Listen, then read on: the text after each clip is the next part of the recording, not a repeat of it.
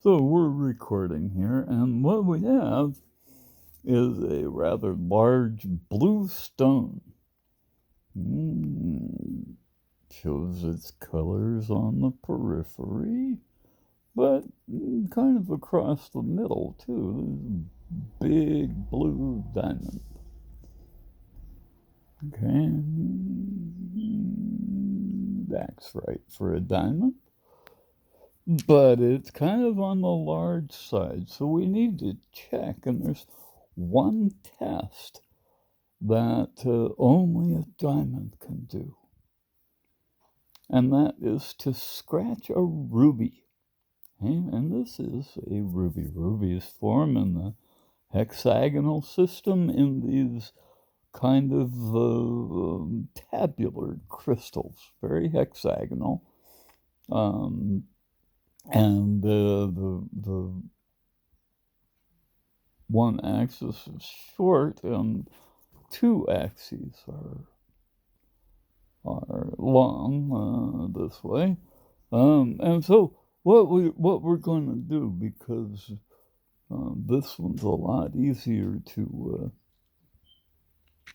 hold still, is I'm going to put the scratch on this one that way, and that way you can watch. And when I rub it off, it's still there. Look at that.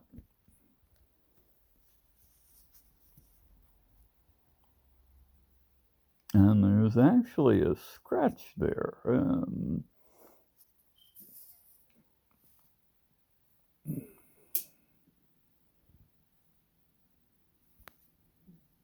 That's why you can still see those lines there with the little white stuff in them. The white stuff is actually a little bit of the ruby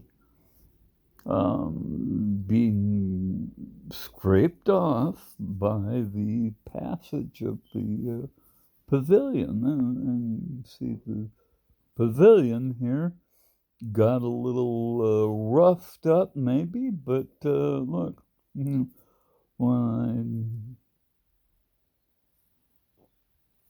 it's not hurt at all. There's no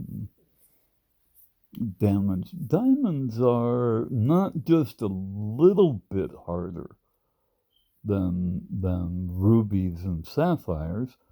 Um, Diamonds are, in fact, 5 orders of magnitude harder than rubies and sapphires. Rubies and sapphires are the next hardest material on the planet. Okay, 9 on the Mohs scale of hardness, and they have a sort of triple bond with the aluminum oxide, sharing a sort of a triple bond, a covalent bond with the oxygens. Um, Diamonds have a double covalent bond.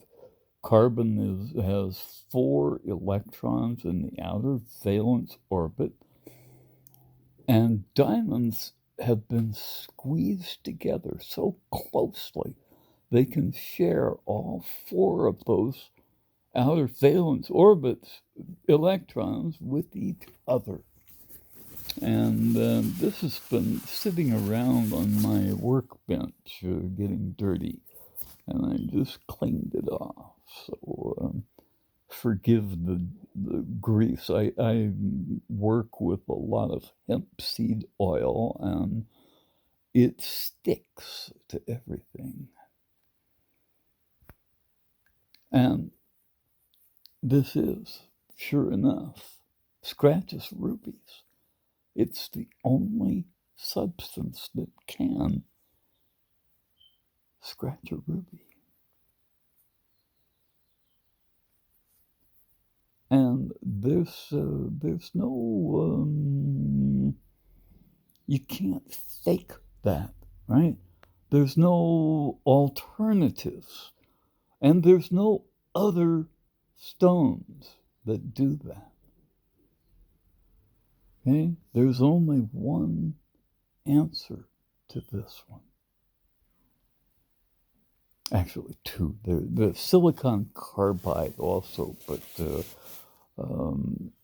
until I started finding diamonds in fault lines, we thought silicon carbide only formed in little tiny microscopic things in the real world. It's not true.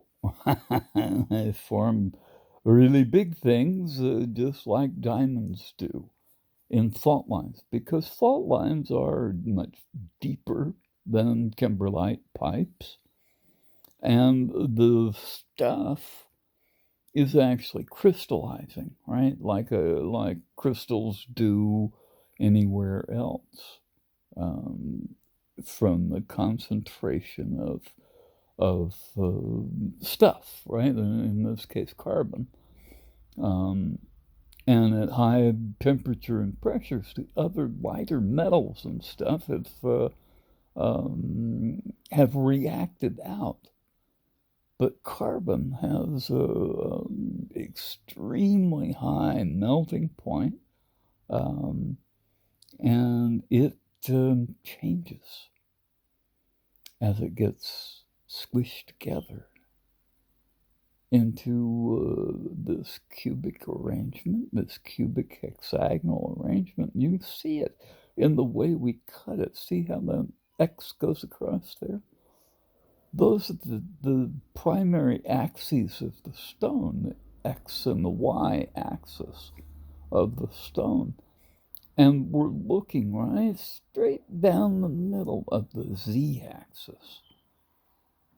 Okay? And the reason these colors form on the outside is because the way we cut these. We cut them so that those planes of cleavage are going this way, like this, catching the light as it comes in here. That's why diamonds light up like this. And that's why the color goes around the periphery, because it's being kind of funneled along those planes of cleavage along the outside.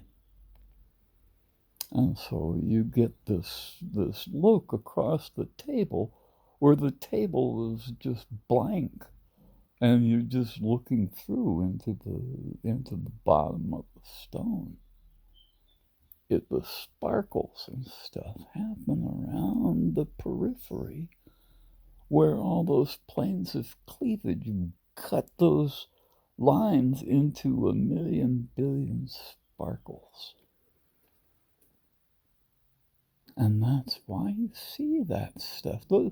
That's not just the faceting, that's the faceting and the planes of cleavage.